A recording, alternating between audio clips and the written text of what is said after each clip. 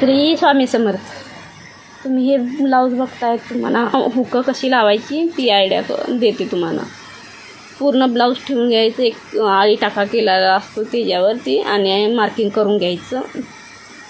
आता एक मी हुक पहिलं लावलं आहे, परत लक्षात आलं की तुम्हाला असं पण दाखवावं आणि सांगावं, त्यासाठी मग एक हुक घ्यायचं. हुक घेतल्यानंतर 4 पदरी धागा आपण वळून घेऊन का तर घट्ट बसायसाठी 4 पदरी धागा घ्यायचा आणि त्याने 4-5 वेळा आपण आसड गाठ टाकल्यासारखी अशी गाठी ही करून वळून घट्ट करून घ्यायचं. असं सगळीकडं 4-4 वेळा प्रत्येक ठिकाणी, आणि वरती आहे तिथं आपण 5 वेळा घालायचं असं. आणि 5 वेळा आतून वरतून खालून वर असं करून घ्यायची. असं गाठ टाकल्यासारखं पण आपण आवळून घ्यायचं, म्हणजे घट्ट बसते. ती घट्ट बसलं की म्हणजे ब्लाऊज तुटण्याची शक्यता नसते. काय कस्टमर असे लूजच धागा हुक लावतात आणि ते पटकन 1-2 महिन्यातच निघून जातात.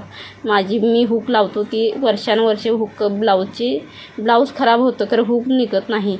आणि घट्ट मी पूर्ण लावून घेते. बाहेर द्यायचं काय नाही मला, पण खरं व्यवस्थित लावून देत नाहीत बाहेर, म्हणून मी घरीच लावून घेते. ब्लाऊज गडबड असते, कधी घरातल्या कामामुळं पण खूप वेळ होतो, त्यातूनच मी वेळ काढून घरीच हुक लावून घेते. का तर मला पण बाहेर दिलेली हुक लावून घेतलेली मलाच आवडत नाहीत, का तर व्यवस्थित हुक लावली जात नाहीत. घरीच मी व्यवस्थित हुक लावून घेते.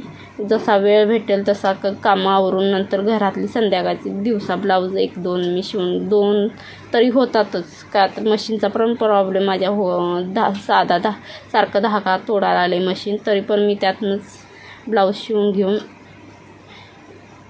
ही करून घेते. अशी सर्व हुकं लावून घ्यायची. सर्व ब्लाऊजांना मार्किंग करून घेतलं आहे. अशा प्रकारे पूर्ण धागा वळून 4 पदरी काही मी पण कसा 4 पदरी धागा घेतला आहे आणि वळून घेऊन घट्ट, म्हणजे ब्लाऊजला 4 पदरी धागा घेतल्यामुळे आपण जास्त घट्ट बसलं जातं आणि व्यवस्थित हुक लावलं जातं.